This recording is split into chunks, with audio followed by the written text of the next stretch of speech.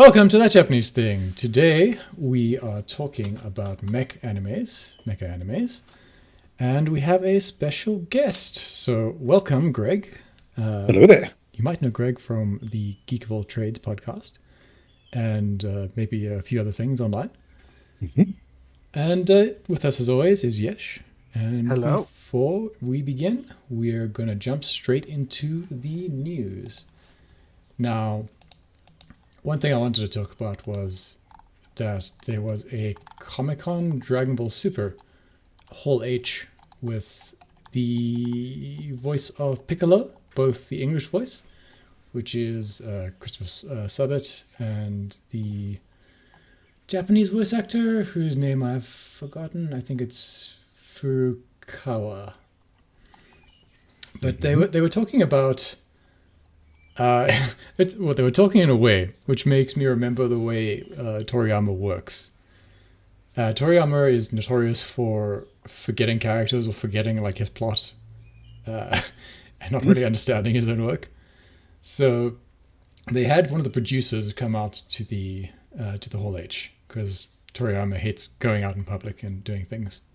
Mm-hmm. So you get the distinct impression, just like with the Android saga in Dragon Ball Z, is that the producers and the various people who work in the company were like, Toriyama, you forgot about Gohan and Piccolo. You totally screwed up and you haven't done anything with them in the entirety of Super.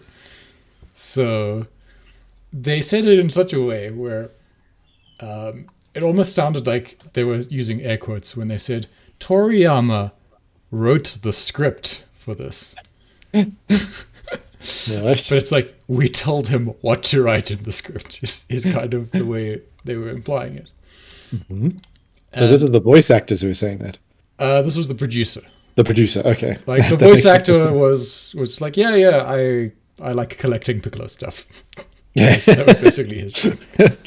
Perfect. Apparently, he has 3,000 pieces of Piccolo memorabilia, which seems like a lot. Like if I was a voice actor and known for a famous role, I guess I would do that too. Like, yeah, maybe that's true. But anyway, I mean, I think it's good because the Piccolo Gohan storyline is one of the better aspects of Dragon Ball Z, and I think a lot of people have been rather upset with the way I think Gohan in particular was portrayed in Dragon Ball Super. I don't know if you feel like that was true or not, but I've thought when they kept making a joke of Gohan just not training, or like how weak he had become compared to... They brought it up like 4 separate times in 2 seasons. And basically he was just there to be like beaten up by the weakest minions in the opening salvo of some sort of Frieza fight or something. Which, if you grew up with Gohan after school and kind of considered him to be like the strongest in the universe at some point, it seems somewhat disappointing. So I'm glad that he's getting his own movie, even though it seems like they're going to do exactly the same thing again. Yes, yeah. well, how do you know they're going to do the exact same thing again? Have they sort of previewed the storyline or what? So there's no video online, but they did reveal the first 20 minutes of the movie. And there is a written description of it, where Piccolo goes and berates Gohan for not training. Okay, fair enough. And then, he's like, trouble could strike at any moment, Gohan, so you'd better be training. And then he walks outside and gets shot. So, Oh, no. Like literally shot? Well, I mean, shot by like energy ball, not shot by a gun. guns. Like, Dragon Ball's changed a lot since I last watched it. Guns don't kill people in Dragon Ball. It's just true, something exactly. that doesn't happen. That's why it was a confusing statement to me. I mean, literally in like the 4th frame of the manga, Goku gets shot in the forehead. Yeah. and is fine. Yeah. Oh, and on related shonen news, we have a confirmed end to One Piece. Oh? I'm sure they've told us that before. Now, I swear. Now, do you believe this, boys? No. This has to be like at least the 3rd or 4th time I've heard the confirmed end to One Piece. So, there's a quote from Oda, right? He says, I'm not sure how many years it'll take. I have answered this question so many times already. I have lost all credibility on the subject, so I don't think I should answer. But I shouldn't really say this out loud because so far I have been pretty far off. But as of now, 3 years is the end goal. Right. Right. I think we'll be talking about this again in 5 years from now. So Yeah. I don't think we need to worry too much if you're a fan of One Piece and you just want it to go on forever. I think so long as Oda's alive, it's just going to continue. I mean, surely we're at a stage like Are either of you One Piece fans? Like hardcore One Piece fans? Or No, anything? not really. No. No. So because I wonder if a hardcore One Piece fan at this stage now is at that stage where they're like, okay, it's time to wrap it up, boys. Like, No, none of them are like that. they're like, forever, we will have One Piece forever, and it will be grand. I've literally got two One Piece fan friends, and they're both like, if Oda decides to extend it again, I'm happy to go on the ride. The quality's never dipped. Yeah, I just scrolled down to the comments on Twitter and everyone's like, no, why? What have we done? That's so bad. Oh no, keep writing forever, please. There's so many more arcs you need to fulfill.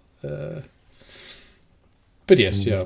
I think I wouldn't worry about that if I was a One Piece fan. Yeah, when he's like, this is the last issue, that's when you need to worry, maybe. And even then, he'll come back for additional things, I'm pretty sure. Like, but there's also then the movie special and the Blast special and the OVA and the extra 7 chapters of this. That's a side character in the same universe. And I have to ask, as long as the storytelling is good and people are enjoying it, is there any problem with that? No, there's nothing wrong with it. I've never begrudged One Piece existing.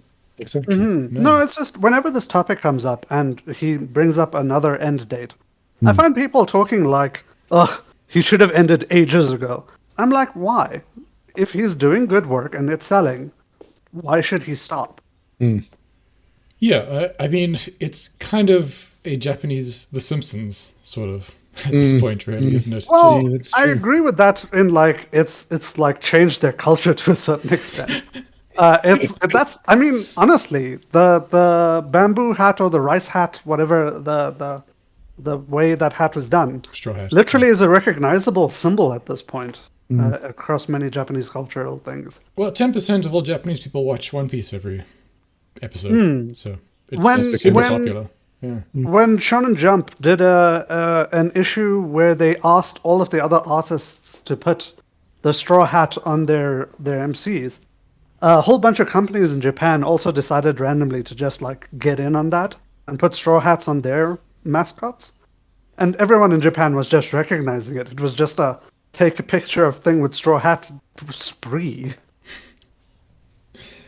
Yeah. So yeah, I mean, for me, as long as the excitement for it is there and the quality hasn't gone down, I don't care if he doesn't meet the end date he set. As long as he doesn't die before he finishes. Yes, and hopefully he gets to retire. That would be, I mean, just the worst 25-year slog without any sort of retirement after that. So you Although- brought up Simpsons as a thing. Like, Yes. when are we getting the Simpsons One Piece crossover? The Simpsons have referenced One Piece.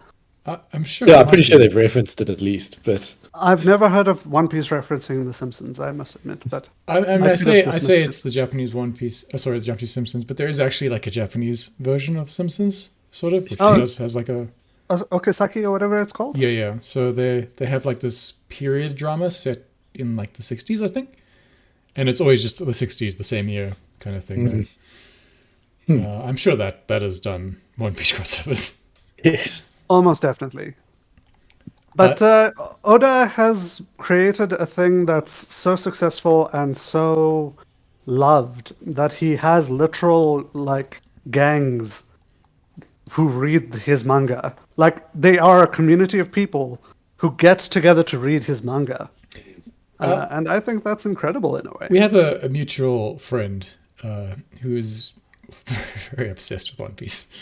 I mean, he got a Zero tattoo on his shoulder. And he learnt German so he could read One Piece. Early. because the German The release is scanned The early. German scan came out 2 days earlier than the English scan. I suggested maybe he should just learn Japanese and he could, read it, straight away. But apparently that was too inefficient. Different alphabet. Yeah. But yes, so the fans are fanatical, and nothing wrong with that. No one's being hurt there. One Piece, I think, is allowed Jump to continue existing, basically regardless of whatever else fails. Yeah, right. It's like so single-handedly can keep Jump afloat if needs be. I don't think it does, but it could if it needs to. It needed to. I also think Jump of late has like some of my favorite new comics though, so I'm pretty happy that One Piece is funding all the manga. All the manga. I mean, JoJo's Bizarre Adventure is also doing a good job on the funding side. Yes, yeah. Amusingly. I didn't realize, but JoJo's sells ridiculously. I had thought it was a bit of a meme, but it turns out that it makes a ton of cash. It does. Not Jump. anywhere near One Piece numbers, but it's got a very loyal On fan sales, base. it doesn't make as much as One Piece, but the merchandising, Yes, a lot of that goes to their production company, and it apparently outsells everything. JoJo's merch just destroys the economy. it is very distinctive. On to just a couple of little stories, though. The city of Ube in southern Japan has an airport, and because that city is where the creator of Evangelion is from, they're dressing it up with angels and mechs. So if anyone is in Japan this summer and you're near that area, maybe it's worth stopping by there just to have a look at they're not like real sized, because that would be bigger than the airport, I think. They're not doing the Gundam thing. No. Unfortunately, I think Evangelion scale is much bigger than Gundam's. It really is. So they've got a scale angel, and I think they've got a scale mech like thing as well. I'm not sure if really they're mechs per se, but they are things you can climb into. Mix with your hands doing the inverted commas thing. Yes. Hashtag no spoilers. Right. Can there be spoilers for a series that's how many years old now? They can. To everyone. They can, because the discussion on the Someone will internet be about like, Evo- "Hey, that movie just came out last year. Don't spoil it for me." True.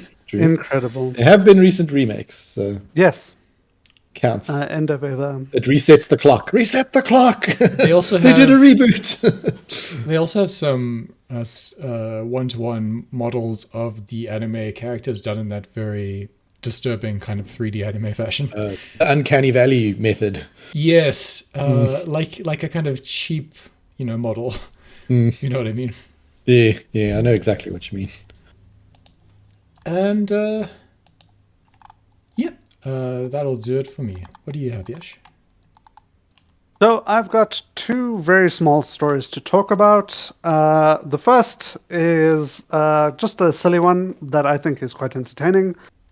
The West Japan Rail, JR West is the nickname they go by, have created a new type of ticket because they feel like people have been a little bit too accustomed to staying home for these last 3 years, called the Saikoro ticket, which when you buy it, it does not give you your destination, and only once you swipe in do you get told which train and platform to go to, as the ticket randomly generates where it will send you based on when you do your swipe and the nearest train, effectively.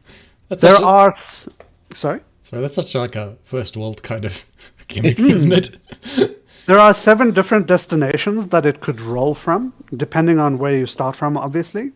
Right. The price tag for this ticket is 4,180 yen, which is 45% cheaper than the shortest trip and 83% cheaper than the furthest trip. Okay. But you don't get to choose. You swipe your ticket, and only then do you know where you are going. I mean, travel vloggers will love this. Yeah. I look forward to seeing all the videos about this. Yeah, right. But also, I think that that's kind of great for a more conservative country that doesn't like to go out too much, but also at the same time has a history of enjoying travel. Yes, but there's very few countries in the world you could do something like this with. I mean, imagine like Amtrak did this in like the States, Yeah, where to you be just fair, get deposited in like, I don't know, another city or county. but like yeah, some weird little city, and then you have to At try and least find in Japan. accommodation. Yeah. Well, I mean, I think the point of this is that you then return. It's a return ticket. It's a return ticket. Okay, and what's the furthest distance it can take you? Like, are we talking Okay. several cities over here? Are we talking like just It can is it travel like- across kilometers? it can travel across 6 prefectures, up and down the mainland of Japan's west coast. Okay. So it can go to Hakata from Shirahama is the longest from what I can tell. I can't tell you what that distance is, I'm sorry. But it can go across 7 prefectures. And prefectures in Japan can be a bit varying in size, but They're usually quite big, they, though. Yeah. they're usually quite significant in size. So 7 prefectures is quite a thing. One of these prefectures is Kyoto Prefecture. So, Yeah, I mean, if it's just Kyoto to Aomori, basically, I think is what you're saying there. so we've got Shirahama is in Wakayama Prefecture, which is south of Kyoto. Yeah. And Hakata is in Fukuoka. Sorry, I can't pronounce that. I Fukuoka, apologize. And that's pretty north. Okay. Yeah. I mean, that's a fair distance. It doesn't include Tokyo, right? No, Tokyo So is it's not just listed. just on the west coast. Onomichi, Hiroshima, Awaro, Sen, Fuki, Kurashiki, Okayama, Higashi Maizuru, Kyoto, Amarube, Hyogo, and Shirahama, Wakayama Prefecture. Okay, so it's like the Kansai Ben portion of Japan. Right. Well, this is the JR West, so it's only on the western side, I yes. see. I mean, that sounds fun, and given that it's within that sort of distance, most of those places are sort of holiday towns anyway. So I guess that makes sense. And getting a return ticket for 4,000 yen to randomly go to a place that maybe you've either not been before, or if you have, you haven't explored enough of. Kind of great, honestly. I do wonder sometimes, though. Do you know there was a ban on tourists in several Japanese cities during Smaller the pandemic? cities, yeah. Why? Well, I mean, obviously, like, we understand the reasons, but they would, if this was part of that, and you just would, walked up to a city and basically everything was closed, that would be very disappointing. I think that sort of thing's probably ending, though. Oh, yes. Yeah. Okay. Yeah, things are slowly. Nature is healing. Yeah, something. Tourist industries are reopening. And your second thing, Ish? My second story is Todai, the Tokyo University, is Yes, good old offering Todai. metaverse studies for engineering. Oh dear God. Hold on. It's not shit. I said metaverse, and I understand that triggers a lot of us immediately, but let me finish. They are setting up 3-dimensional booths, or like small rooms effectively, where you can wear a VR helmet, and a teacher will Skype in or VR in to teach a course at your class whenever you want. You get a recording of the class, so you can go back and watch the class again. And you can perform whatever tasks you require to do at the computer within your room and show the results to your teacher in the 3-dimensional space. Right. The purpose of this is to allow students who can't all be together at the same time to get the classroom feel while getting that education. You can submit questions to the teacher that he will answer next time. And if several students want to go at the same time, they don't have to go into the same classroom if there's a fear of viral outbreak. That just makes me feel sorry for the teacher. The teachers are pre-recording. It's fine. Maybe it's not great in that way. But like having taught university kids, like having to respond to their emails was bad enough. Yeah. If I have to like respond to like private messages by putting on like 3D headgear. Apparently in January, they gave their orientation via an online course in this manner. And it went well. So Okay. now they are advancing to actual classes for engineering. Yeah, that's a shame. Like Tokyo University is one of the nicer looking universities in the world. It's got that real like ivy kind of stonework, vaulted ceiling kind of aesthetic going on there. Okay. Well, Me- they're not saying that you don't go to the university or you're like banned from the university or anything. But what they are doing is they're trying to decentralize classes. Yeah, no, it's understandable. Meanwhile, on this side, Wits did it 8-bit. Like, so during the final year projects last year, all they did was it was like an online 8-bit, kind of like Stardew Valley style. Right. And you made an avatar and you ran around and looked at all the projects in an 8-bit universe. So budget.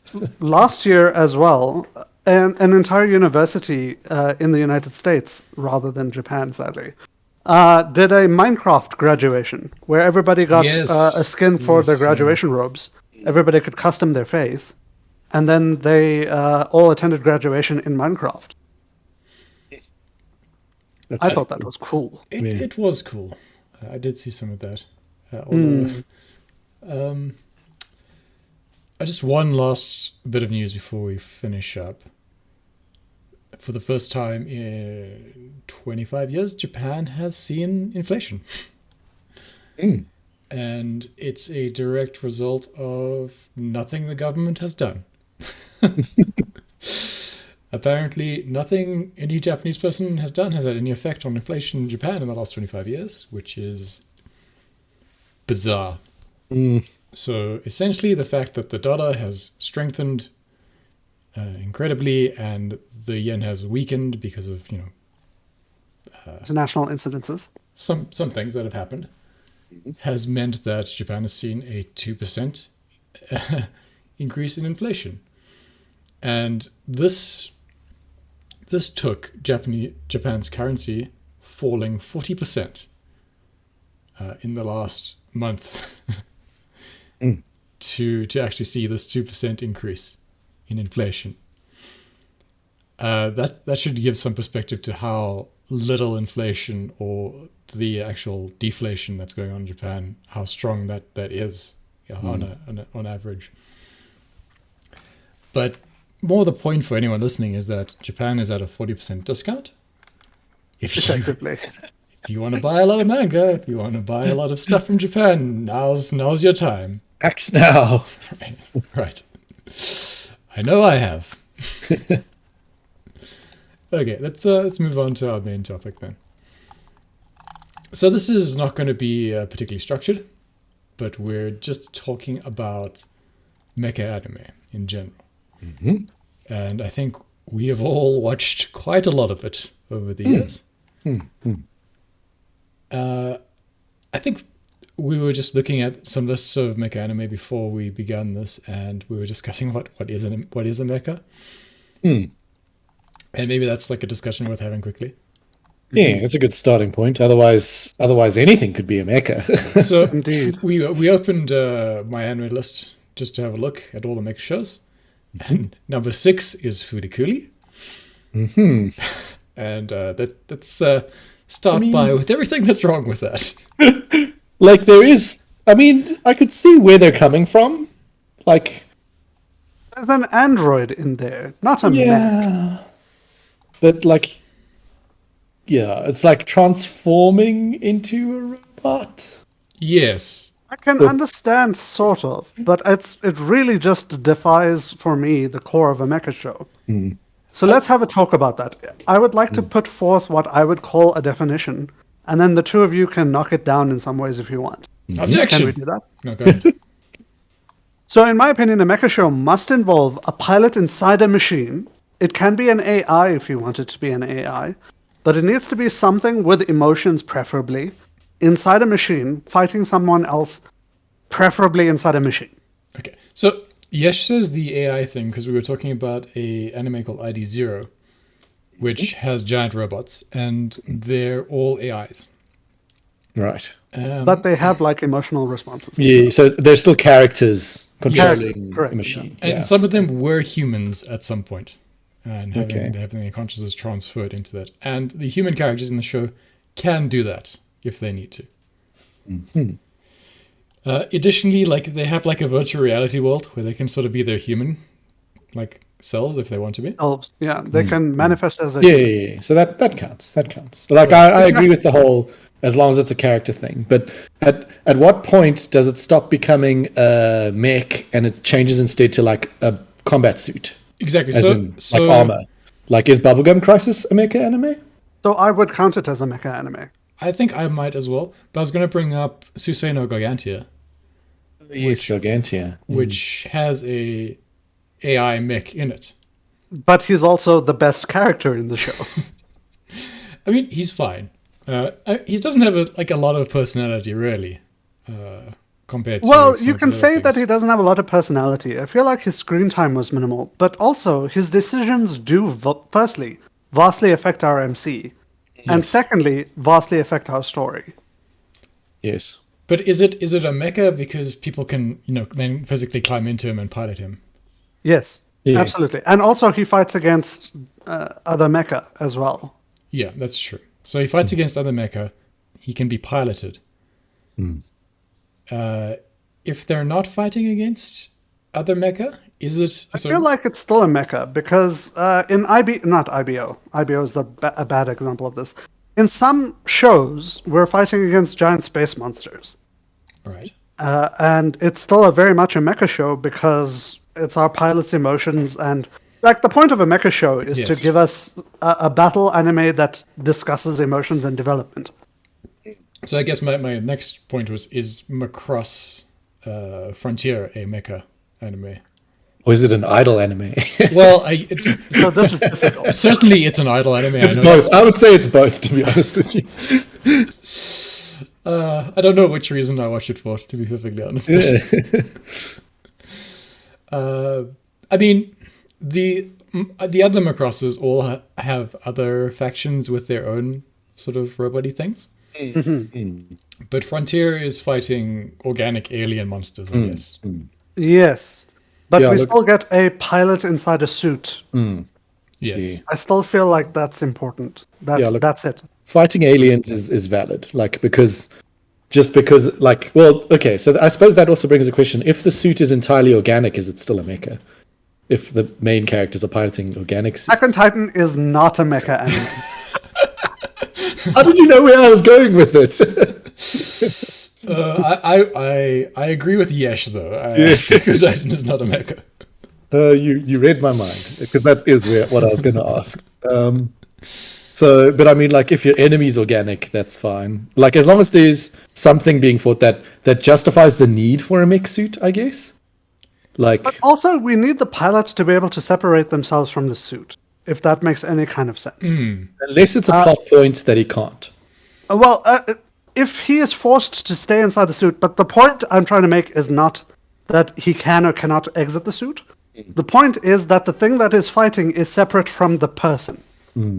So the Yeah. person can be injured even though the suit is fully functional, or the person's emotional state can make them unable to fight properly. So I mean, 'Cause I feel- Guyver is certainly not a mecha. So Yes. Guyver is not a mecha. Yeah. That is very much more of a Body Sentai. horror Yeah. kind of thing. Sentai. I've never thought of Guyver as a Sentai, but it kind of is. He transforms and fights like a ninja warrior. True. But there's no tie, right? There's no group. There's no tie. There's Yeah. no tie. There's no group. You're right. Yeah. So what's like Sen Solo? Senshi, but Senshi. that takes you to Gundam, right? No, Yeah, no, no. right. Senshi takes you to Sailor Moon, doesn't it? Well, Gundam is literally Gundam Jido Senshi, Yes, right? yes, yeah. You're right. But maybe Sailor Moon. No, Sailor Moon's a Sentai. What I was going to say, there was a weird anime I'm not sure either of you watched called Chemico Deluxe. Emiko. Yeah. Chemico, Yeah. There is a suit in that. I'm not sure if it's organic or not. I think it's a robot suit. But it's about, I think it's, the weird thing is it's slightly smaller than the person who's wearing it. So I've kind of stuffed them in there. But then they never really fight like another thing. So I guess, in my definition of that doesn't make it a Yeah. So, like, also, this sort of brings up the question: is it necessary for the mech fighting to be centralized to make it a mecha anime? Like, if it just so happens that in the universe there are mechs, and it's used as like a narrative thing, like, oh, they're going off to fight or whatever, but the story is actually about the mother who stays at home. Like, is that a mech anime, or is that a something else? Feel like we have strayed away from a pilot that goes into the suit, though. Yes, at yeah. that Yeah, well, so her son. Let's say her son's a The pilot. son goes into the suit. But Like- if we don't have that in the show, then it's Yeah. not a mecha. So is Space Battleship Tiramisu a mecha or a food anime, basically? Because it's about a guy in a mech suit, Yes, it is. but he's just trying to eat his lunch. That's true. But there's battles, There are battles. and there's struggle, and there's struggle. Generally, They're not they- related to each other, No. but they are.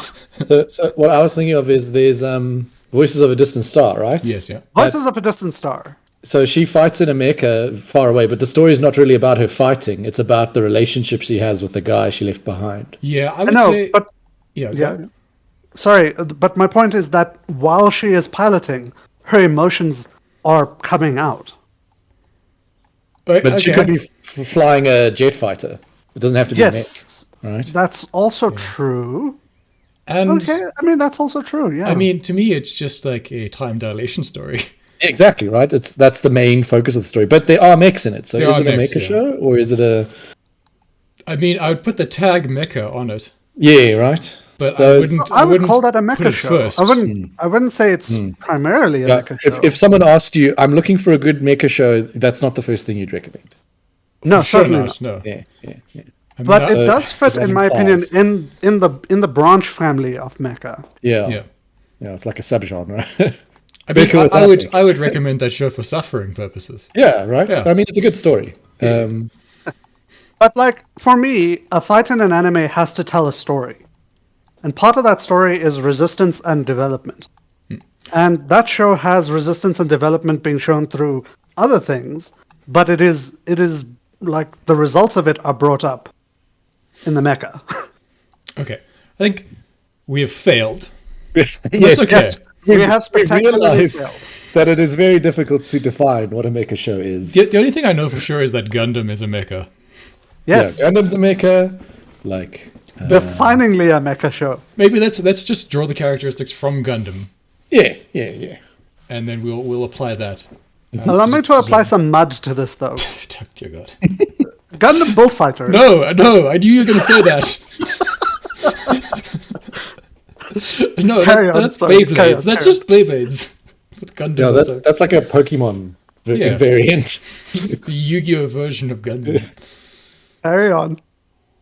Okay, Gundam is about a We'll move war. past that. Always. Let's start with Mobile Suit Gundam, or Mobile Warrior Gundam, as it would be translated from the original Japanese. Is about a whiny teenager. Very important. I wonder if it matters if they're male or female. And it doesn't, but in I don't think anime, I think it's Well, better to just say it's a male. Because of the era it started in, it was a male, because obviously women would never fight in war in a show that was written in the 80s or whatever. So, Well, I mean, like, doesn't Sarah, like, pilot mechs in that? yeah, well, like, but that becomes a scandalous thing, that's being told that way. I mean, nowadays, it Yeah. could be anyone, but I think just because of its origins being so far back, it would be like, no, the man is the one who fights in the war, Yes, yeah. as an outdated. Okay, so it's about a young person, generally, involved in a war, piloting a humanoid suit. I think the humanoid part is like something that's really important to that. I agree. Yeah, it's not like a spider tank or whatever. We'll come to 86. But yeah, I Macross is almost not a mecha because most of the time it's like they're piloting jets. Plane. Really. Yeah, but the jets can transform into Into into humanoid. humanoid things.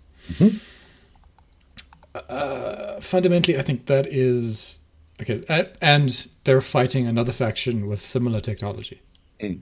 And importantly, I find in the genre, the motivations of both factions are often quite grey. Yes. Like it's often they try and push that both sides are sort of both justified and not justified at the same time in their war. Yeah, I think that's also like because so Gundam happened in I think 80s, maybe 81, 85, somewhere around there, right? Early 80s, yeah. Just before that, though, would have been Space Battleship Yamato and what's the war one? Galactic Heroes, Legend of the Galactic Heroes. And I think Yamato sort of starts off with it's kind of like a one-sided war where like the bad guys are like kind of literally Nazis, you know. And then I think Galactic Heroes takes that and kind of develops it into like both sides have their merits and and both sides also have their flaws. And then Gundam really runs with that kind of gray area where for me like Char is like maybe the actual good guy. Amuro seems terrible. I'm sorry. He's like this murder hobo basically by the end of the story. Whiny murder hobo. And every female character he interacts with dies within like 4 episodes of him talking it's a to doom them. flag. Yes. He's very bad at protecting. He's a lot better at Smash. Right. He attacks. He's good at his job. I'll give him that. Just don't talk to him if you're a girl. It's just, it can't end well. I think like Sarah and what's the other one? Mirai? No, not Mirai. The girl Haru. Yeah. I haven't watched the original Gundam for many years. They're only 2 survivors, and they know they have to like get away from him. In subsequent series, like they're as far away from him as possible at all times. Okay, so anyway, that is going to form the basis of our argument for Mecha, or at least a Gundam style Mecha. A Gundam style Mecha. What other kind of style Mecha would they be, Greg? So you can start like you can sort of see it over time as the genres of anime begin to change as well. Yes. Because for a while the Gundam style Mecha dominated quite a lot. But then coincidentally at that time, I suppose we also had Sentai Mecha in that Power Rangers. Like Oh yeah. like they piloted Megazord, but that was more an excuse to just like have a giant robot fight a giant lizard. They sort of came from a Godzilla tradition, really. Yeah. So maybe there's that branch of it as well. But as things go along, you can see they sort of try and mix up the formula a bit, because I guess we go to like Evangelion, right? Yeah, Evangelion gets super emotional. Yeah, so they focus a lot more on the emotions, and they keep like the gray element, but you don't really know that. No, it's not like a big part of the plot. It's not obvious, yeah. No. And I think sort of after Evangelion, you get then Nadesico and Full Metal Panic. So Nadesico is quite interesting because it was designed as like a parody, right? Almost. Yeah, it's and Starship anime as well. Yeah. So it's definitely like a parody of Gundam. I think specifically of Zeta. Yeah. And it's a parody of Yamato as well with the ship. They even have like the old captain dude, you know. Yeah. And if you actually, I don't know, I went back and listened to some of the music in the disco. They were just parodying both of them. They were parodying like the flute from Yamato and like the battle music from Gundam. Yeah. And the opening sequence of Zeta was the you get to burning. But that show almost feels like the person making it kind of fell in love with the story and ended up just making a good. Yeah, look, I think the Mecha original space concept, story. was a parody, but then they were like, wait a minute, there's actually a story here, and they started telling a story. It's also one of the few female authors of a mech show. And that sort of shows up, and there's like a lot of like romance and kind of almost harem kind of things, I guess, that happen in Nadesico. Yeah, well, especially if you go into like the movie territory, like where it takes a dark turn, like Jesus. Yeah, it became really edgy Yeah. in the movie. I'm sad it wasn't based on like a light novel or something like that, because they just never Then you could finished the get the story. full story. Yeah. Yeah. Yeah. But then Full Metal Panic. So that was also a new sort of hybrid, because it was essentially like a comedy show, like a standalone comedy show and a mech show kind of stapled together. Well, the high manga school, was, right? Comedy. Yeah. Yeah.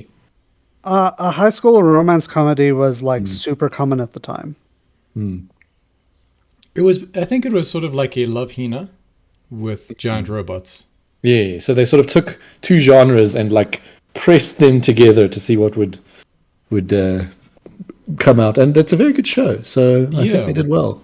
Although, like in the show, they sort of removed both those, like the funny elements and the more serious elements, into two separate shows. Yes, when they came out with the new, I mean, the first season was A mix. 50-50. Yeah. And then they sort of realized, well, let's do season 2 as the funny and season 3 as the action, or whatever. Yeah. And they actually did release a new season. I don't know if you're aware of that, Greg. I remember it coming out, and I think I put it on my list, but I don't think I ever got around to watch it. It was a good, I want to say like 12 years later at that point. But yeah, so we'll expect another one in 2030. Yeah, perfect. Perfect. So by then I'll have caught up, hopefully. But yeah, it was serious in a certain way. Yeah, But it could also have funny. serious moments, but also funny moments. Like, And I think a lot of humor was lacking in the original Gundam. And Gundam Zeta was just super violent.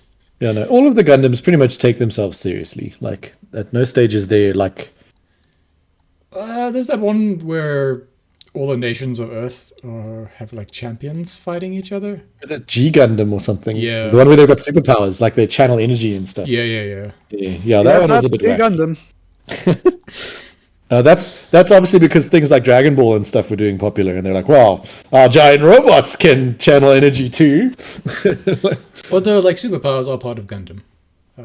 New types are I suppose, psychic but creatures. yeah, a lot of the time it's like an engineered, like science superpower, as opposed to a physical energy superpower kind of thing, which G Gundam went for, I think. That's true. Yeah. We are getting the Witch of Mercury, I think. Yes, that's Movie coming out. series. I'm not sure. Yeah. So that, I think it was a that'll- movie. Yeah, I think it's a movie as well. Yeah. I can't remember though. Maybe that'll be more superpowery, given the way that the trailers have looked. Yeah. But Okay, they have a tendency to be like, this is a superpowery thing, but then again, by the end of the series, it's explained away as a secret science trick that the one side developed. Kind of like, I mean, there's no magic in Gundam, Yeah. per se. But apparently, like, there are psychic powers. But there's science psychic powers, so that's fine. yeah, right? Yeah. That's in Star Trek. It must be real. That takes us to like 2000, actually. After that, I think the audience for... I think they try to push the audience for Mecha into like a younger category. Yeah. Well, I don't know, because That for me starts the decline of Mecha into like so its current so like state. there's shows like Code Geass, which has a lot of mecha in it. Indeed. Um, is. Does that count? I suppose it counts, It but I suppose definitely that's quite far ahead. When was that? 20. 20s. No, it's 2000s. 2006, thereabout. Okay, so yeah, that's around about then. And what else is around then? Then Tengen Toppa in the Garden. Oh yeah. Okay, that's quite. But that's also quite interesting because it also like sort of breaks the mold a little No, bit. it is great. But it's not strictly a mecha anymore at a certain point for me. Even though it is just about right. two giant mechas fighting each other. Yeah, but that's just because of like the escalation. Yes. That's more what it has to do with anything. It starts off in a hole in the ground, ends up with throwing galaxies at each other. That was the same studio as FLCL, hey, Yeah, and No. wasn't it? wasn't it? FLCL is Gainax, Yeah. and this Tengen Yeah, this Toppa is also Gurren Lagann. Gainax. Yeah, Are we talking about Tengen Toppa Gurren Lagann? it's Yeah, Gainax. Yeah, There's a guy That's next to Trigger. No, Trigger? It's Gainax. It's Trigger. Definitely Gainax. Tengen Toppa Gurren Lagann. Gainax Studio. There's no way. Gainax. It's Gainax. Yeah, okay. Studio Gainax. Publisher Konami. Trigger made Kill la Kill, which is related in some way to this, but I don't know. I don't remember how. No, this. For God's sakes. Okay, I'm gonna be called wrong because it's on their wiki, but Trigger's first anime was Tengen Toppa Gurren Lagann, and their second was Kill la Kill. It's the same studio. Okay. But Well, regardless, it doesn't matter too much. I was going to compare their styles because the FLCL's got a similar sort of energy to Gurren Lagann. yeah. I don't know it's like a chaos energy. I don't know how to define it. It's that like youth kind of craziness energy. that sometimes you Yes, get in yeah, things. yeah. I thought there's a new thing that Trigger's making. They're making a cyberpunk anime. Yes, that's it.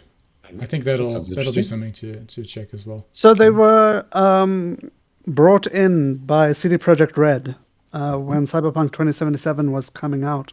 And they got the official creator of the Cyberpunk 2077 book author, the creator of the RPG, to go over to Japan and talk with Imaishi, which is one of the creators of Studio Trigger.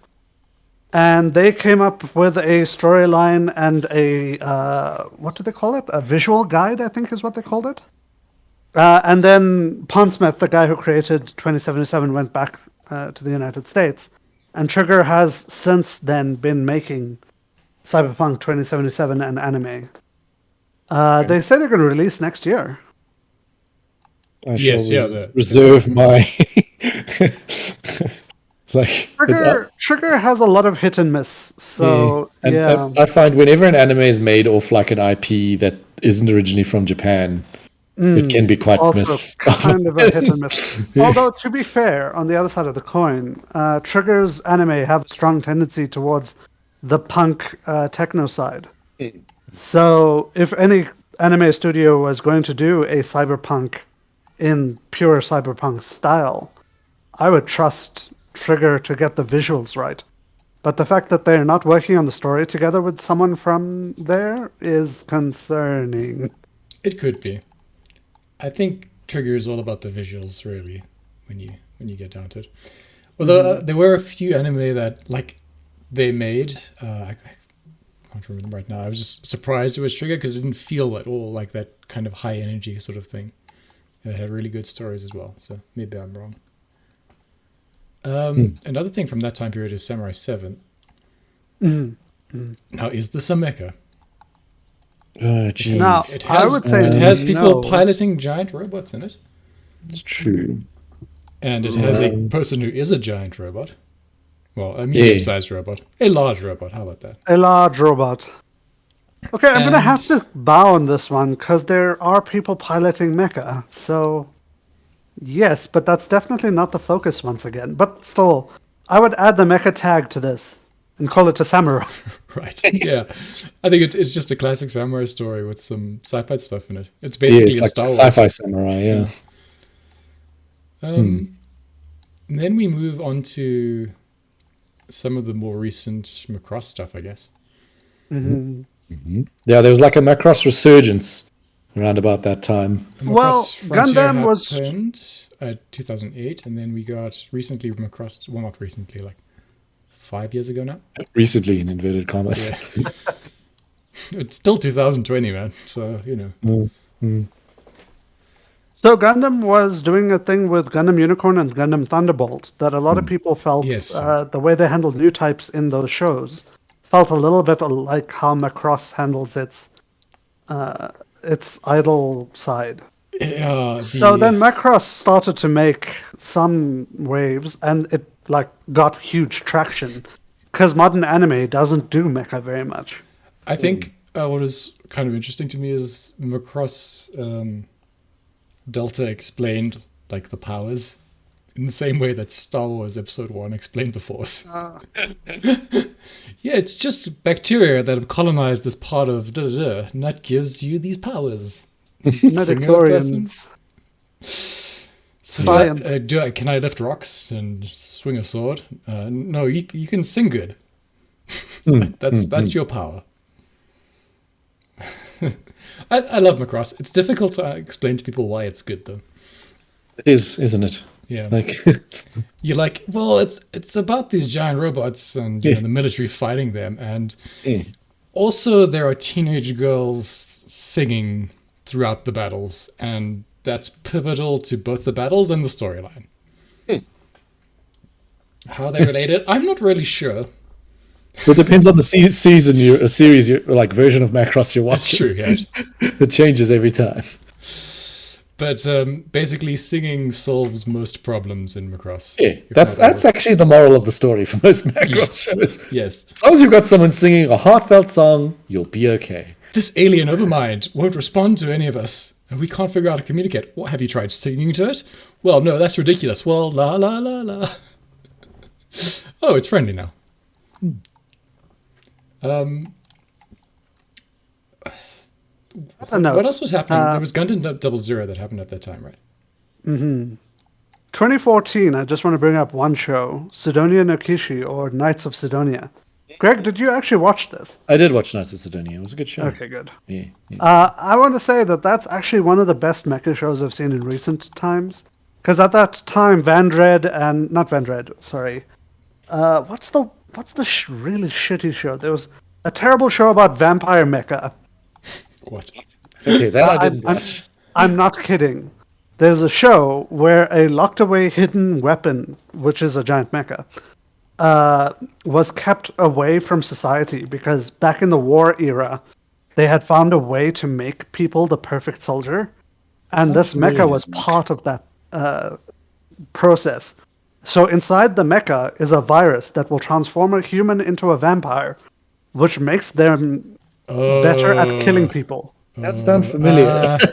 They had that white-haired vampire as the main character. Well, he gains white hair once he transforms, yes. Yes. Trinity Blood? No? It might be Trinity Blood. I don't think that's Did that right. have mechas in it? It did. So the mechas transform people into vampires, Greg. Not Trinity Blood. I'm not saying it's Trinity Blood. Yeah, no, it's not Trinity Blood. Trinity Blood is a different storyline entirely. Yeah. But the show I'm talking about, and its name is very similar to Vandred, which is why I'm having a Google hard... vampire mecha and see what comes up. That's a side Valrave the Liberator? Valrave. Right. There we go. It's first hit on vampire mecha. So literally, the mecha transforms its pilot into a vampire so that he becomes better at hunting people. Right. That's a storyline right there. Indeed. But here's one that we haven't talked about. Bokurano is a mecha. Yeah, I haven't watched it. I keep meaning to. Have you not? No. It's actually quite good. I enjoyed it because but it's quite heavy hitting. Like, It's just It's every got time. 24 episodes and it ends. I know. Every time I want to watch it, it pops up on Netflix and then they take it away. So I forget about it and then it comes back. So like if we'll watch anything, it's a collection of short stories. There is a time together storyline in the middle. So it's a collection of short stories with some good threads, in my opinion. Just to bring up something that is definitely not a mecha, Gintama. Gintama is not a mecha. I don't care if Is someone gets, everything. But it's still I on the don't mecha care list for whatever if someone reason. gets into a mech at one episode. Gintama is not a mecha. Gintama could be classified as any genre if someone does something from another anime in it. Yeah, that's why I say it's an everything anime. Indeed, It's a yeah. parody anime.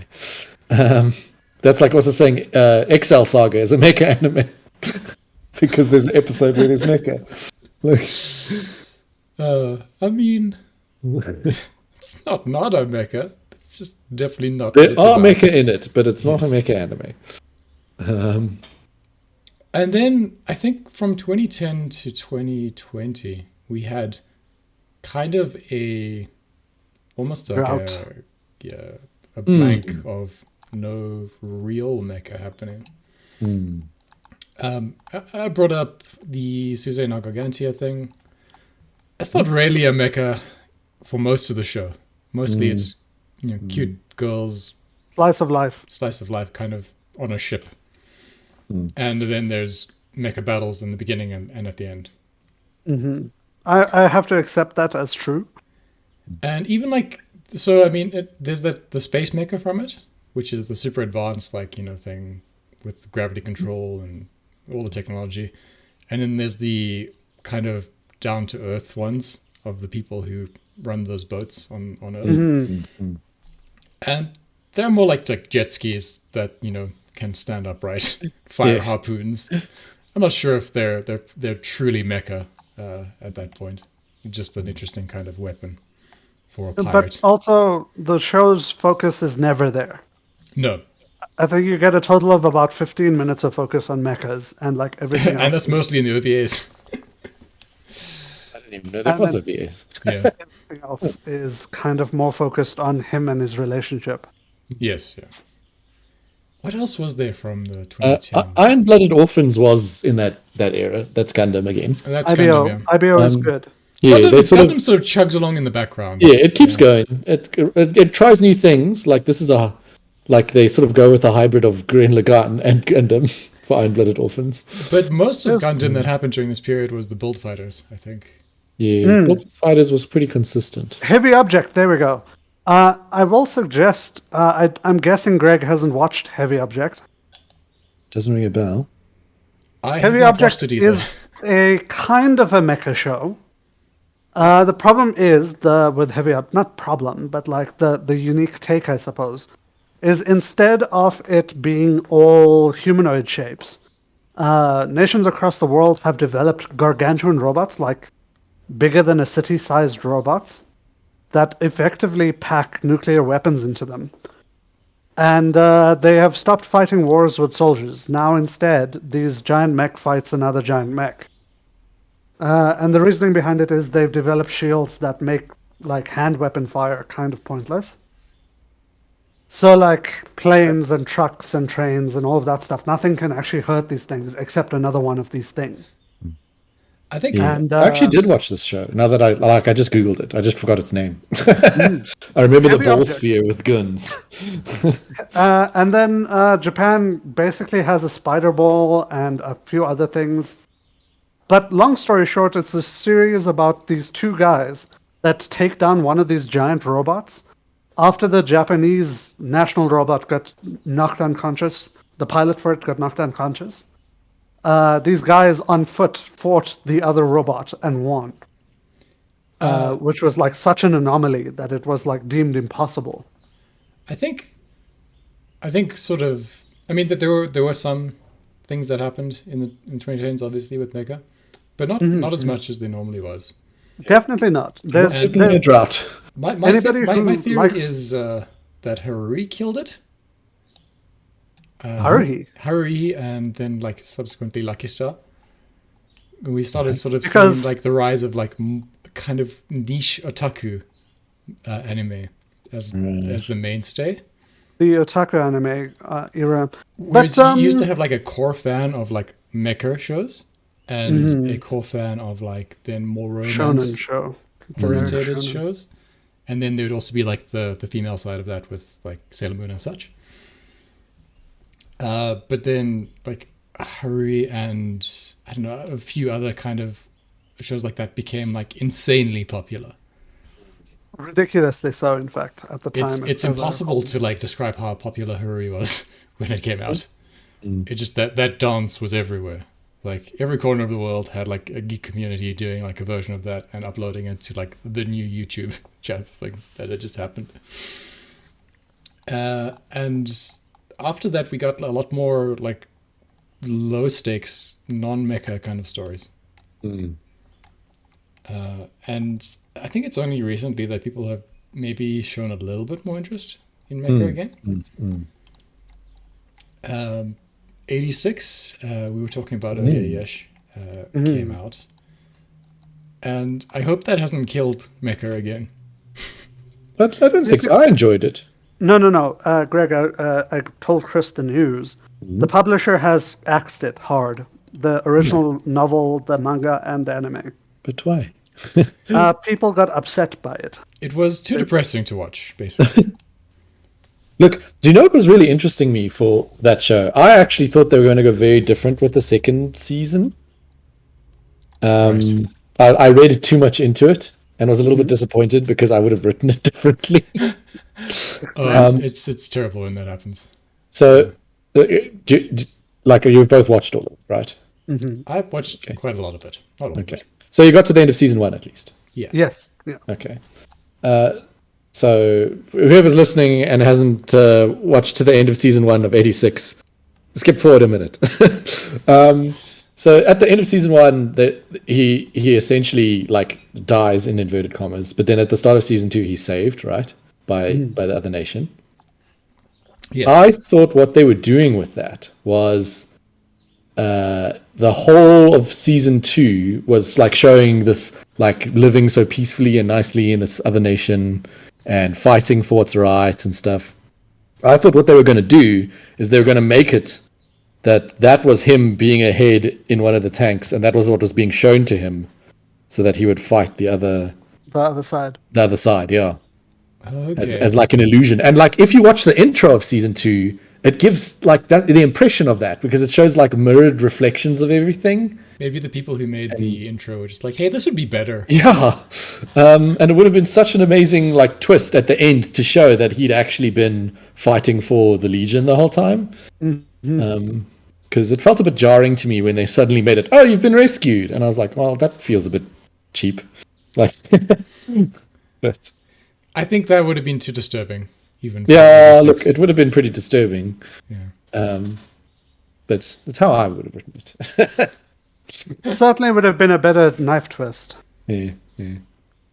I think the one problem with 86 is that Author Kun was hoping to have a long-running show, like a decades-long running show kind of thing. So I think he wanted to do reveals in a more slow, methodical way. And that leads to, I'm not going to call it boring, but it definitely makes it so that the show doesn't surprise me too often. Yeah.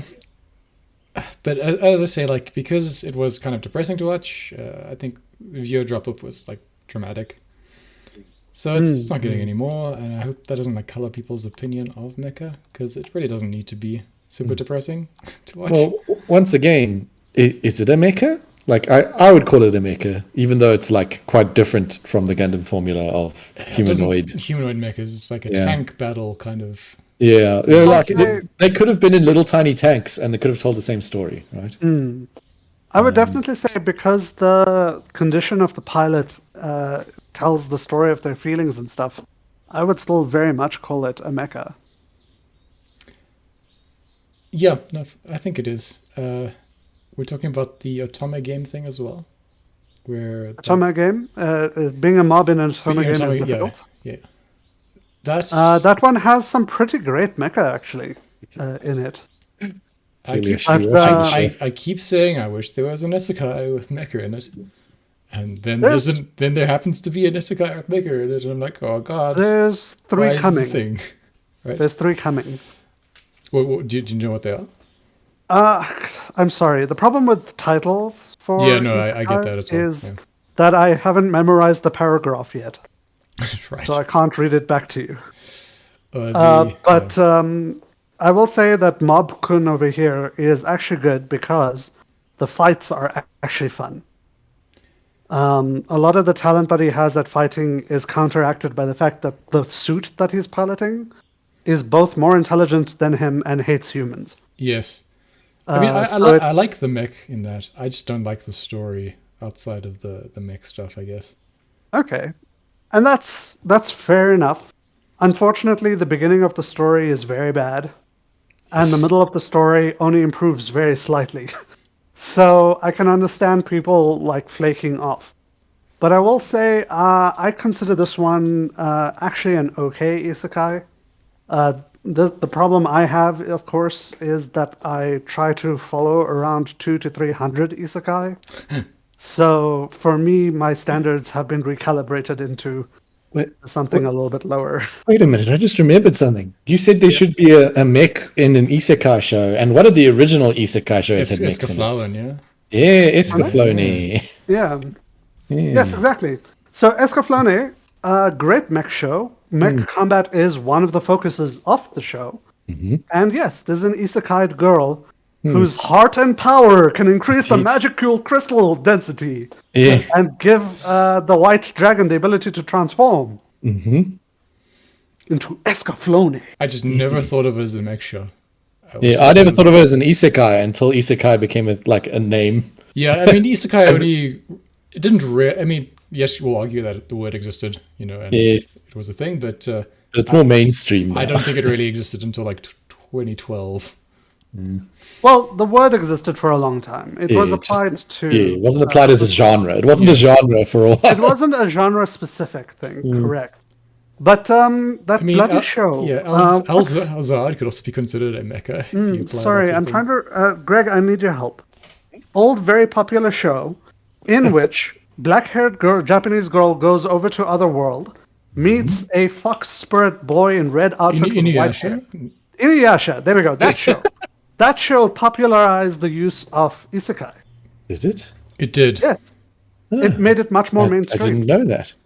Okay. Yeah. Once again, I didn't really consider it an isekai until I think about it, and then like, oh yeah, I suppose it was.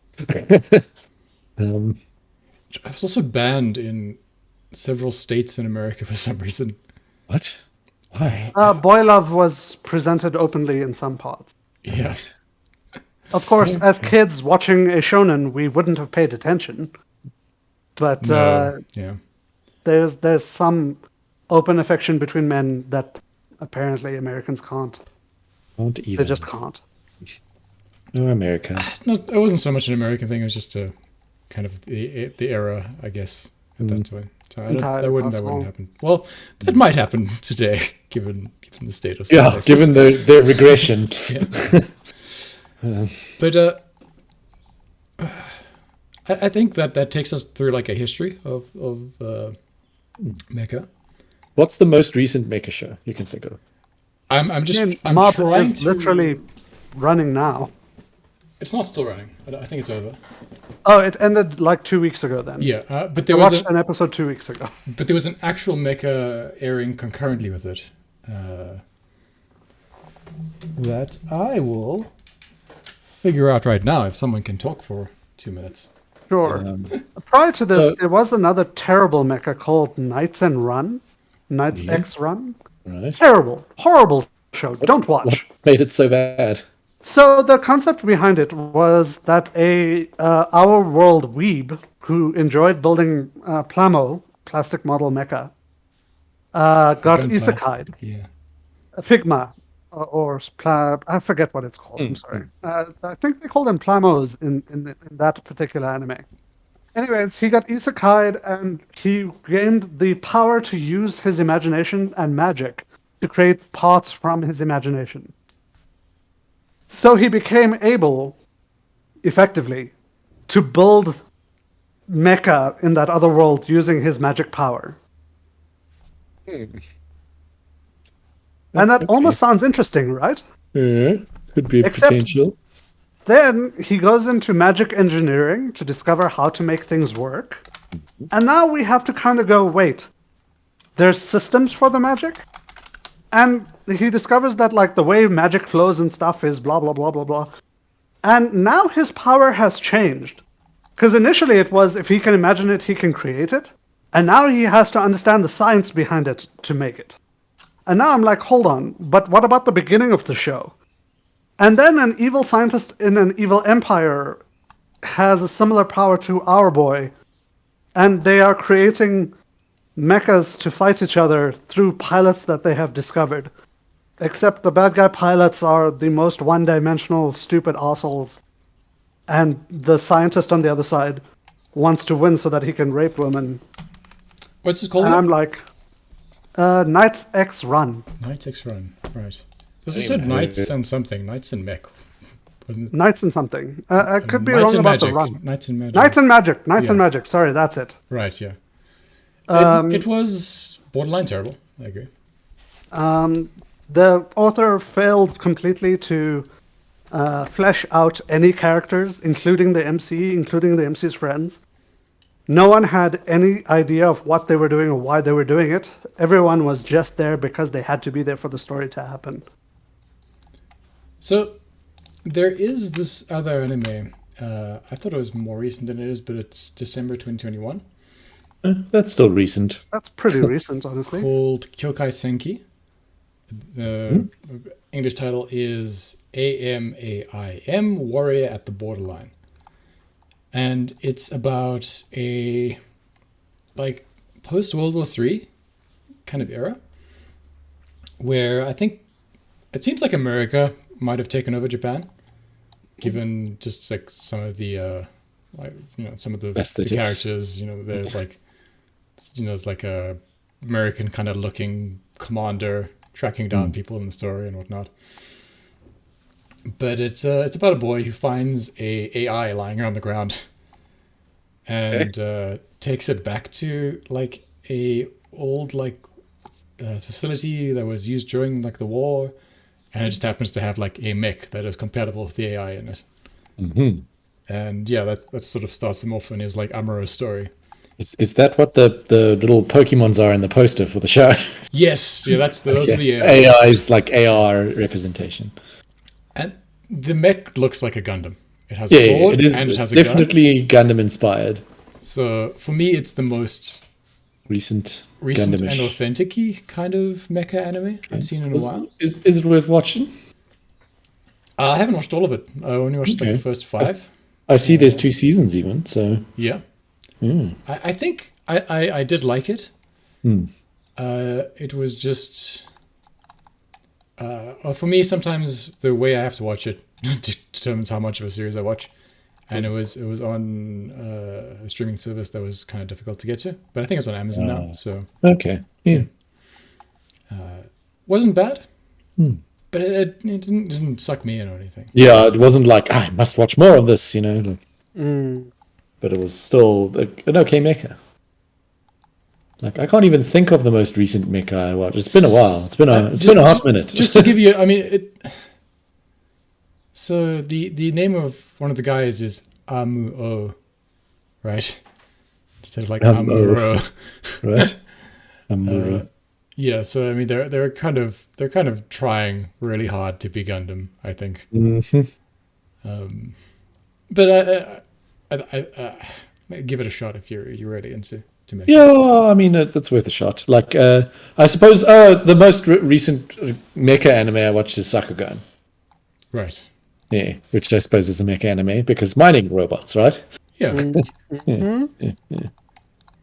I and 86, of course, if we count that.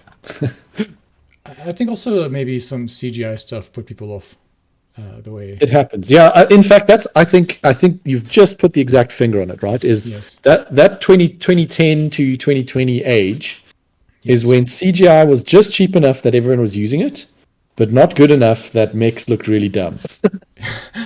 ID0 like had a pretty good story, but the fact that it was entirely like 3D animated in that awkward Dragon Ball Super style, I think made people think it wasn't very good. And I suppose even like you mentioned Knights of Sidonia earlier, right? Like that's the same. Like it had that same issue for me in that like I loved the storyline, but it did the CG was just a little bit off. Like, I mean, honestly, when it kicked me out of the story every time they fought in a mecha, it's too bad to consider working.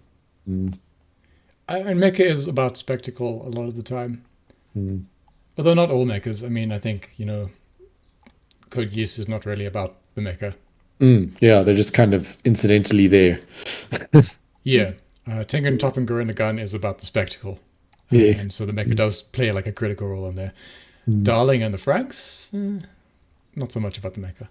Yeah, once again, it's like there as a storytelling tool, but not. But that's exactly what makes a mecha, in my opinion. The mech fight is involved in the storytelling. Yes. And I feel like all of the shows you've mentioned so far tell their story through the combat. I think for me, like, Nadesco does a really good job of combining a lot of the elements in mech stories and other anime together. And space stories. Space stories, yeah. Spaceship stories. You get like a Gundam episode story. You'll get like a Star Trek kind of style episode story. You get like a dating kind of story. Yeah, yeah. And then like weird like scientific experiment stories, so on and so forth. And then your motto like warp stories, phase transition canon. What that was one of their things, wasn't it? A phase transition canon. Which I think was just them trying to figure out how do we say waveform engine, but not Yeah. get sued. Yeah. A non-IP infringing Yes. phase transition canon. I think let's finish off. Maybe we can just like give a short list of our favorite mecha anime. It's difficult. It is. If I wanted to give a top 3, I would say Tengen Toppa Gurren Lagann, Code Geass. And then the third one becomes very difficult at that point. So an important question about these top 3, right? Is this the top 3 like your favorite 3 mecha animes you would go back and watch at the drop of a heartbeat, or is this like the top 3 animes someone should watch if they want to watch a mecha anime? Oh, maybe we should just do a general one of the top 3. We can maybe collaborate on that quickly. Each I do think- one. I think that'll be easier, Someone right? has to watch. Like if they want the quintessential education on what a mecha anime is. Yeah, I mean, Oh, that's different. Yeah, I mean that's Yeah, easy that's though. different. Yeah, Right? you need it's to watch easy, Gundam. but it's different. Yeah. So you need to watch a Gundam, right? So which Gundam should someone start Gundam on? Wing, because If they've never seen one, where should they start? Gundam Wing, because Wing, every you other think so? Gundam, definitely, I because wouldn't every say other Wing. Gundam has a buy-in. Wing has the lowest buy-in, in my opinion. I wouldn't say Wing as a No. starting point. Although Double O is also Yeah. pretty Yeah, low on the I would buy-in. I would say definitely- Double yeah, O. me too. Yeah. I mean, you should definitely watch the original Gundam if you Yeah, really into or you mecha, should watch but- all the Gundams. You should watch all of the Gundams. But eventually. Double O is Double O's main Double O storyline, right? Is the good? Yeah, It is part of main storyline. So it's part of the No, main it's its world. own universe. It's actually its own world because it uses our world. Oh, It's for the first Gundam that they didn't use the cosmic. Oh, you're era. right. No, it's Yeah, not. yeah. It's not So it's universal. untied to the massive Gundam legacy, Okay. but it is. I found a lot easier to introduce people to and See, for but them now to get you're into it. convincing me to go back to Wing because Wing introduces a lot of the storylines related to the original Gundam, Just don't but start it with does it Seed. in its own storyline. Yes, just don't start with Seed. Yeah. I wouldn't even start with the original Gundam, honestly. I know that that's a little bit heretical. No, because the original Gundam, it's been a hot minute. Yeah, and Since- also there's a since it came degree out. of getting accustomed to the show. You have to In be my able opinion, to enjoy the two it for what it is. the show from the Exactly, beginning, yeah. exactly. And in my opinion, the shows that I sunk into immediately without any other knowledge of Gundam being required were Double O and Wing. So you see, I think Wing is starting to reach that point as well that original Gundam problem has, in that it's getting quite old now. A bit too And- long in the tooth. Yeah. Okay, yeah. then let's agree with Double O. It has to be in one of the top 3. Has to be But if Gundam you- Double O. I mean, but that's kind of choosing it just because it's Gundam at that point, right? But if, Well, if kind you of. wanted to recommend something that is the same as Double O, you could just say Full Metal Panic. No, I definitely would say that Double O comes with that universal era threat. That it feels like space and Earth colliding against each other. The problem with that show, sorry, jumped out of my head. Full Not Metal Fully Panic, Cooley. Yeah. FMP. Second raid, I was specifically thinking of, yeah. Full Metal Panic. Problem with FNP is that it muddies the waters very early on. So I there's suppose lots so. of like, we don't know who the bad guy is, and once we find out who the bad guy is, we're kind of the bad guy as well, and everything. I need a clearer start. Anyway, a cleaner start. watch a Gundam. Watch a Gundam. Gundam 00. Let's Watch say a trailer for each Gundam and pick one and watch it. Yes. There we go. Maybe watch the opening song for each Yes, one. that's actually a good indicator. The as well. opening song is a very good indicator, I feel, for what the Gundam show is going to do. Yeah, watch the opening song for the first one and just realize everyone in there dies. Then I'm going to say Tengen Toppa Gurren Lagann. I don't care about your reasonings. There's no logic required here. It's required on the list. It's required watching, but it's required watching not for mecha anime. It's just Just in required watching general, for anime. yeah. Yeah. But it has that core mecha thing where this fight tells a story. The pilot and the machine join together to tell the story. So I agree. One that's recent and is maybe a better mecha anime than that would be Gridman. SSSS. 5S So- or 4S Gridman 4S, yeah. is also very good. Yeah. I tried to actually start watching that and I couldn't get into it for some reason. And I don't know why. Like I'm gonna something say I just think keeps I me- bounced off of Gridman myself. I watched it in the end because of its history. Like it has an anime history. But I bounced off of it when I first started watching it. So, I mean, maybe you're watching the live action stuff. I'm not sure. But the anime, I mean, it's short. It's only 12 episodes. Yeah, Yeah, I watched the it is first quite few short. whilst I was in Ghana. I watched the first few and I just Right, couldn't right. like it couldn't pull me back for some reason. I don't know why. Well, I try to sell it to you. It's a Sentai about robots that join together into a big toy that fights kaiju. So it has all the elements of Power Rangers, but it has the same drama plot points of a modern story, and it's got a Harui-like character in it. Who it won't be obvious from the beginning if you haven't watched through. Is like No, you do have to get through it to find out about her. Well, I think the issue I had with it was that it was too much Sentai, not enough Gundam. If that makes any Also, sense. the beginning Yes, is very expo heavy, in my opinion. So I just bounced off of it. I It would. felt like they were trying to build me up to something, and I never got there. So I suppose it would be on my list as a kind of good show to introduce someone to like multiple elements of things at once. Although maybe its I'm second gonna say- series is better. Tengen Toppa Gurren Lagann beats it out because I haven't encountered too many people who have bounced off of Oh, it. for sure. I think if I had to recommend one of the two shows to someone, But it'd if be like, watch Gundam's in Gundam. one, I think I'm putting Evangelion in two. Yeah, You know, Evangelion this is needs where we be come to there. a situation because for spot 3, Code Geass I feel is important. Eva I feel is important, and there's a third one in here I feel is important. I'm just Eureka 7. Okay. Rather than Eureka 7, I'd say watch Nadesco.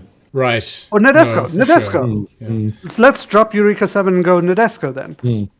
All three of these are important, I feel. But if I was going to recommend somebody to get into Mecha, I would drop Neon Genesis Evangelion because problems. Yes. But it also kind of helped invent the mecha genre to a certain extent. Now the thing is, right, is Macross a contender? Yeah, that's also important, right? But it's the same sort of vibe as Gundam. Gundam. I would Same say. vibe as Gundam, but also I kind of feel like it's got that lighter element that's just like Nadesco. So I would say Nadesco would beat it out personally. Okay, so I'd say Nadesco does seem better than it. Well, no. No, just like let's as ignore- introduction, right? Yes, that's exactly what I'm trying to say. Ignoring our own personal enjoyment, if I was trying to get somebody to become involved with Mecha, I mean, Nadesco's I a might pretty put okay Nadesco up there at the top then. It's true, actually. Like I personally think Nadesco is a better buy-in, That even is than true. Gundam 00. that is true. Okay, so So Nadesco, watch Nadesco first. Watch Nadesco, watch Nadesco, Gundam 00, Gundam 00. and Gurren Lagann. and There's then yeah, every flavor of Gundam in there. Not Gundam, Mecha. Mecha. There's every flavor of Mecha in there, in my opinion. yeah. Nadesco even has an Evangelion episode.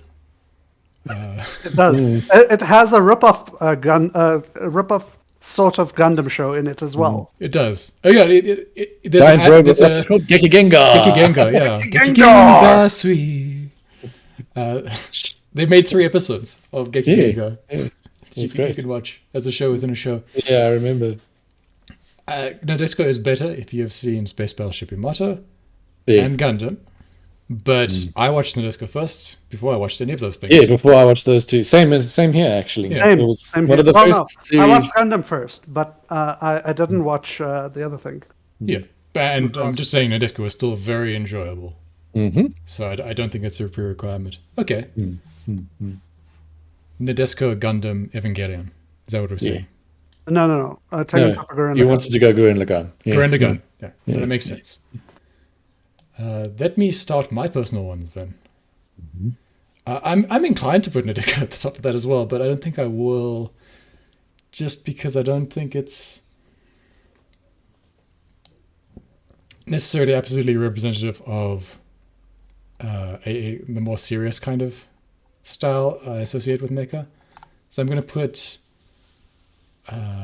Full Metal Panic, but the serious parts of Full Metal Panic as my number one. Yeah, Google serious episodes only, Full Metal Panic, and watch those ones. Whenever that guy is shouting at protagonist Kun, that's what you have to go there. So, Greg, this is just our personal enjoyment, so we don't have to worry about buying at all. Yeah. I think Gundam's not going to make it for me. That's fine. What's your top 3 is all I want to know. I want to put... I'm going to put the Dyna-Xenon thing as my number 2. I know that's stupid. That's another Gridman universe show. Mm-hmm. It's about Dyna-Xenon, dinosaur it was robots. less quality, but it was enjoyable. I think for me it was just... I don't know, like a perfect combination of a weird... It kind of reminds me a little bit of that Power Rangers love anime that just came out. Love After World Domination. Where it sort of Yes, focuses on the everyday lives of like the Power Rangers more than maybe the fighting the battles. Or the battles are like an important part of the story.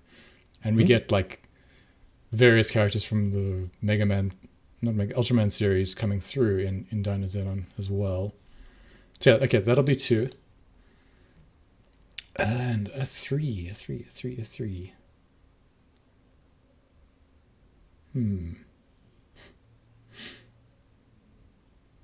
Hard to say. I mean, There's Macross. so much out there. Macross. Yeah. Which Macross would you say someone must start on? Frontier. Delta, I think, is maybe... Yeah. Well, the problem is, like, I found Delta more enjoyable because I'd watched Frontier. Yes, I know, but that's what I'm... No, like Macross Frontier I was don't know, really... I don't know if Delta would be as enjoyable if I hadn't watched Frontier first. When I was watching Frontier when it was coming out, it was amazing. Like, yeah. But having gone back to it now, it feels so old and clunky. Yeah.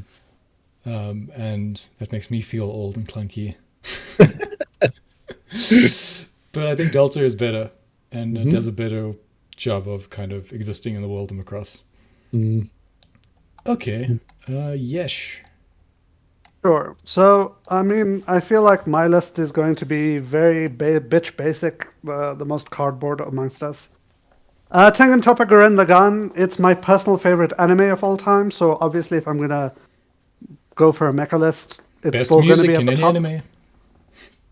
Best music, it has lots of emotional highs and lots of emotional lows. I enjoy every time I've gone through this. This and Trigun are the only anime that I've watched more than 14 or 15 times in total, and I still watch them. Wow. Okay. Code Geass, Lelouch the Rebellion, will be my number 2, I feel.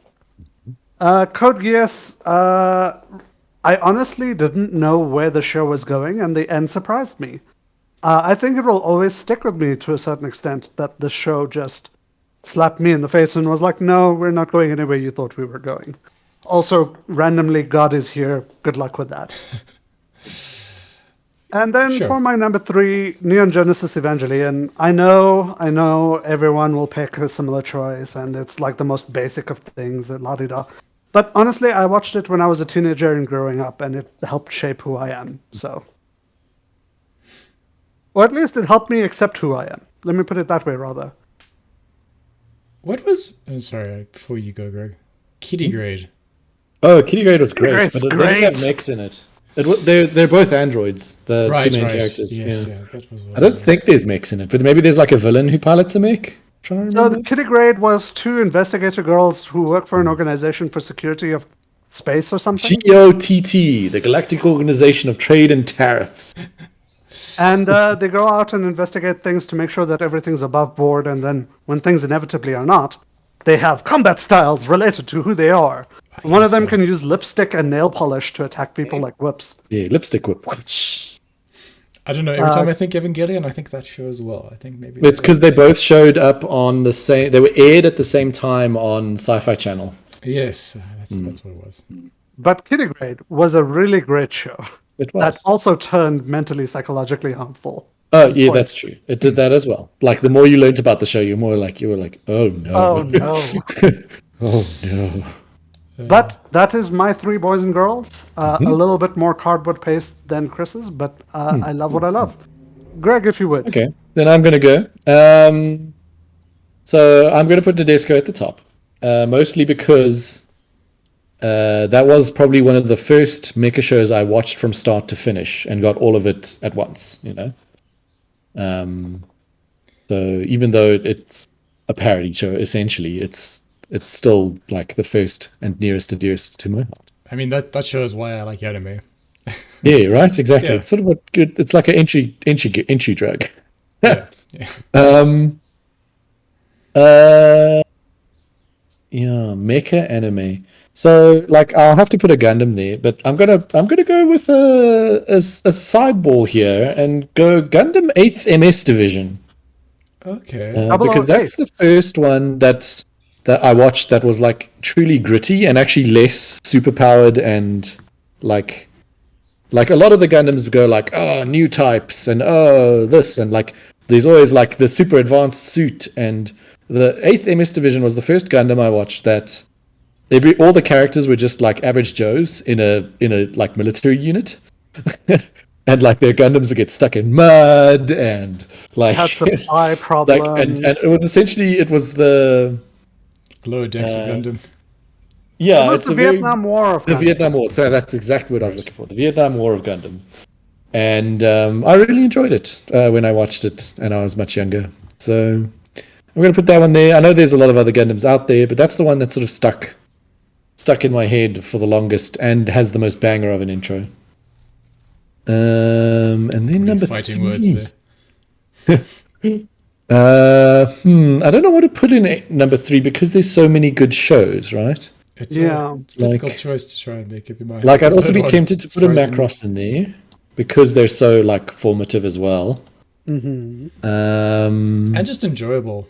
Like to And enjoyable. watch. I could also put, like we sort of discussed it earlier, things like Bubblegum Crisis and stuff. Those are really, really small mecha suits, right? Yeah. And those are They also would very still count as formative. suits. Yeah. Battle me, Angel kind of style. Yeah, like that sort of genre of mobile armor as opposed to mobile suit. No, mobile armors are bigger. If you use the Yeah. Gundam terminology, but you're like armored suits that are power armor. There we go, power armor as opposed to mobile suits. Spriggan I would don't- maybe fall into that as well, strangely. Spriggan. Or Pat Labor was actually quite good as well. Damn it, I there's was too many bringing up shows. Pat Labor earlier um, because I would have really liked to have put it on one list or another, Yeah, but I just like, can't fit it anywhere. could happily go there somewhere, but finding space for it. And I mean, even like even at a stretch, right? You could put Tachikomas on there and say Ghost in the Shell.